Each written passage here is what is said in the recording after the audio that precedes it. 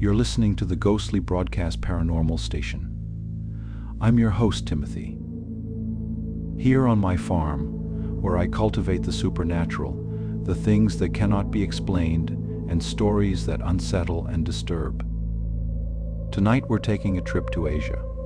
No matter where you are in the world, people still rely on public transportation, taxi, humble tuk-tuk, and even Ubers. We entrust those people to take us where we want to go, for a fee, of course. Yet, after reading some of these letters myself, some of you might want to consider yourselves lucky, and perhaps you'll consider walking next time. Here is our first story. Hello, Timothy. I hope this letter reaches you well. English is not my best language, but I have studied it in the past and I had a friend to help me write it. The wounds of this event are still quite fresh, but I feel like writing it down is a way for me to heal and move forward. I'm still putting the pieces of my life back together, but I am happy now. It seems like it is over. I was a student at Seoul National University.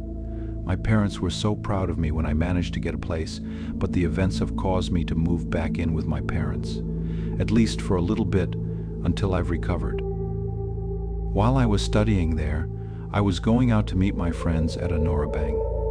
I messaged for a ride on Kakao and the guy showed up. Everything seemed fine at first. He asked me what I was all dressed up for, and I told him that I was going out for some drinks and karaoke. That's when things started to get strange. He said that I looked a lot like his ex-girlfriend, Suk. He went on and on about how she had a wonderful voice, and that I reminded him so much of her, from my eyes to my hair. He would make comments about her beauty and then pass them off towards me, as if he was giving me second-hand compliments by comparing me to her. It made me very uncomfortable, but I was stuck in his car until I got where I was going. The ride felt like it lasted a lifetime, but when we arrived, I hurriedly paid him and went on my way. "Good night, Suk," he called out to me. It made me feel sick, but I pretended I didn't hear him. I told my friends all about it, but after that, we all enjoyed the night, and I felt more relaxed. Getting a ride back together wasn't so bad. A few days later, I started getting follow-up texts from the driver the other night. He kept calling me his Suk even though he knew that wasn't my name. It went on and on and on and on. Multiple texts an hour. Then they got darker. At first they were suggestive, and then they started to get creepy. He was saying things that I won't repeat of what he wanted me to do, what he wanted to do to me. When he showed up at my door, he was begging me to take him back. At that point, I knew it was time to call the police. Thankfully, I hadn't deleted any of the messages, and there was enough evidence for them to at least question him. At first, the detective was very understanding, but I could tell that he thought this might be a waste of his time. A few days after the report, he called me into the station and sat me down. He was a lot more serious than the first time we talked. He explained that after I'd reported the driver, they went to inquire at his house. They found a shrine dedicated to a missing girl called Suk. It was made from parts of her body and parts of other girls. It turned out that the deranged man had murdered his ex-girlfriend when she tried to leave him. Her poor parents had reported her missing months ago, and he had been on a rampage, projecting her onto his other victims. I was almost one of them. I felt sick. I needed to get out of the city. The detective told me that I was lucky to be alive, but I didn't feel lucky. I felt awful for all those poor women. For now, I've been taking a break from my studies while I try to make sense of it all. He made my life hell for weeks, and I don't feel safe in the city right now. I hope I can return soon, but for now I'm back with my parents and feeling better and better each day. Thank you, Timothy. Ari. Our second story. Hi, Timothy. I'm Haruki. I'm half Japanese American, and I was visiting some family in Tokyo one summer. When I landed, I realized that Uber was available, so I did what I always did. I just hailed one and waited. It turns out, Uber hasn't so much taken off in Japan as it has back home, and it didn't take me long to realize why. The guy showed up and picked me up, put my luggage in the back, and we headed out. My aunt and uncle live on the outskirts in a quiet part of the suburbs. I've been there numerous times before, so I knew where I was going. Still, I was pretty tired from the flight, and it was late, local time at least, and I was jet-lagged from the time difference. It seems stupid now, but at the time I didn't realize that the guy seemed off. I chalked it up to him probably being tired, but now that I think about it, the guy was probably drunk. We'd reached the less crowded streets of the suburbs, and things weren't going too great. He was taking corners at speed. He wasn't looking, and I started to feel like I wasn't exactly safe with him behind the wheel. Then things went south very quickly. It was almost as if he'd done it on purpose. He mounted the curb so fast that I felt the car launch into the air. A loud thud reverberated around the car from something hitting the hood. When the car stopped, he tried to reverse to get back on the road, but the car just revved and stood still. He got out of the car to see the problem, and then he started shouting and cursing. I got out as well. I saw some poor guy pinned underneath the car from the waist. His face had been bashed in, but I could see his eyes. They stared blankly at nothing. It was the first time I'd seen a dead body. No one could have survived injuries like that, not after how fast the driver had been going. "Oh fuck," I shouted in English. The driver looked at me in shock, but he'd already decided what he was going to do. He was moving to push the car off the curb and off of the body of the guy he'd just killed.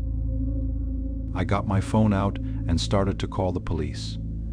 That's when he noticed what I was doing. He cursed me out and started shouting at me. I backed up.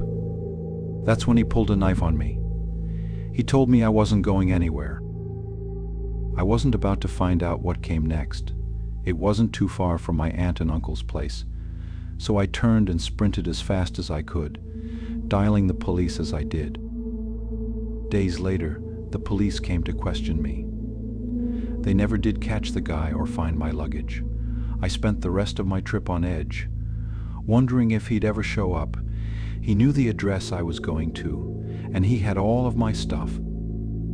The day I left, I took a regular taxi. As it turns out, my family told me that they're cheaper anyway. I reported the guy to Uber, but he likely had multiple accounts under different names. I guess you and your listeners should be more careful when getting rides. It's definitely made me rethink it. All the best, Haruki. Our third story. Dear Timothy, a few years ago, me and my friends were on a trip to Thailand. We were rounding off the holiday by spending a few nights in Bangkok, seeing the sights and enjoying some of the nightlife. We'd been mainly doing most of the holiday on the cheap, but that night, with it being one of our last, we decided to splurge out. We called for a ride on Grab app, and the dude showed up quickly. Already we knew we were in for a wild night. The guy behind the wheel was absolutely wired. He spoke pretty good English, but he was hardly making any sense of his words. He kept asking us if we liked cocaine, asking us if we wanted some drugs. He told us that he knows where to get the best stuff in town. We politely declined as it wasn't exactly on our agenda for the evening.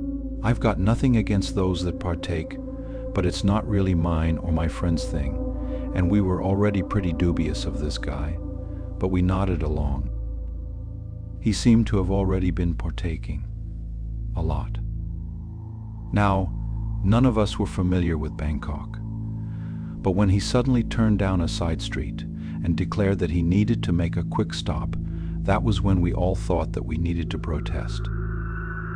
Before we had a chance to, He had pulled up to a curb and called over to some other guy who was standing there. They argued loudly back and forth in Thai, which none of us spoke. After a minute or so, the driver hands the guy some cash. The guy takes it and goes inside. He comes out later with a package and gives it to the driver. I'm sitting in the front seat with my friends cramped in the back. All of us are wondering just what the hell is going on. Suddenly, the driver hands me the package, pulls a gun from his door and points it at the guy. He starts shouting and getting aggressive, and we're fully panicking. The guy reaches into his pocket and gives the driver back some of the cash. The driver calms down and throws what I assumed was a loaded pistol right back into the door pocket, as if it was a cheap plastic toy. He speeds off with us in the car. We're all completely silent while he rants away about kids these days being lazy and cheap. I nod along, as if I didn't just see him threaten to shoot a guy. When he gets us to the club, we get out quickly. He leans out and shouts me over. I am absolutely crapping myself at this point, but he hands me a little baggie of powder. "You saw nothing. Have a good night. You need more stuff. You have my number," he said. I just thanked him, and he sped off. I turned to my friends. All of them looked ashen and shell-shocked, and I doubt I looked any better. I threw the bag in the bin, and we went on with our night feeling a little somber about the whole experience. We were a bit more selective about our taxi back to the hostel. Thankfully, that went by without incidents. I'm left wondering, is this pretty common, or were we just unlucky to be taken along for a drug deal? Yours sincerely, Chris. Our fourth story. Hello, Timothy. My name is Savni. I live and work in New Delhi with my husband. We were only recently married, and he has been very accommodating of my career. We both work in the same tech industry. It's how we met. Not too long ago, I was taking an Uber to a meeting with some clients. I have taken Ubers alone, and I thought today would be no different. I've heard plenty of scary stories, but I never thought it could actually happen to me. I like to believe the city has taken a more modern turn lately, but still, this whole event left me shaken. The man seemed reasonable and professional. He asked me what I do, and I told him that I worked with my husband. That's when he started to get very strange. His line of questions went into further detail about our marriage. I could tell this man was a lot more conservative than me and my husband are, even though he only seemed a little bit older than us. He asked why I wasn't at home getting ready for children. I told him that neither of us were ready for a child yet. He told me that I should be home. He started to get very creepy and made comparisons. If a beautiful girl like you was married to me, you wouldn't be working. I'd take care of you, he said. He was getting more and more suggestive, and I just wanted to get out of the car. I told him to pull up and that I would walk from there. I had no intention to. I was going to wait in the cafe for another ride. He pulled the car over, and then just as I reached for the door handle, he locked the doors and leaned back to face me. "I want your phone number," he demanded. I gave an uncomfortable chuckle and said I'm married. I unlocked the door, but he went straight for the lock button again and trapped me in the car. He told me that he would not let me out of the car until I gave him my phone number and agreed to leave my husband. He kept telling me that a woman as pretty as me should not be working, and that my husband did not deserve me. I started to panic, but tried to keep myself collected and calm. He pressed me more, so I gave him a fake number. That was a mistake. Before he let me out, he tried the number, and when my phone didn't ring, he called me a lying slut and sped off with me locked in the car. That's when I screamed and kicked at his seat. He was speeding all over the place, mounting curbs and bumping other cars. The car crashed when he mounted the pavement, and I took my chance. I unlocked the door while he was distracted and ran. I heard him screaming after me, but I ran out into the street. It was broad daylight and a crowd quickly appeared to see the commotion. I ran to a nearby police officer. I doubt I was making much sense to him at first, but he calmed me down and allowed me to explain what happened. The crowd that had gathered around the crashed Uber had stopped the man from running off. The police were on him quickly enough, and he was arrested at the scene. When my husband found out, he was furious and desperate to press charges against the man. The last we heard, he'd be charged and jailed. I am so grateful to the people who stopped him and the policemen who helped me that day. Who knows what could have happened if he hadn't crashed? Who knows if he had tried to do this to anyone else? Yours, Savni. There you have it, listeners. Perhaps you might think twice about booking that cheap and convenient-sounding ride. Maybe you might consider giving those Chevrolets a try. The next time you want to head out for a nice evening on the town or a trip to work. Don't forget to like and subscribe for more tales of how the mundane can quickly turn into terrifying encounters. How routine can be upended in a quick flash or horror. For now, go in peace. This is Timothy from the farm, signing off.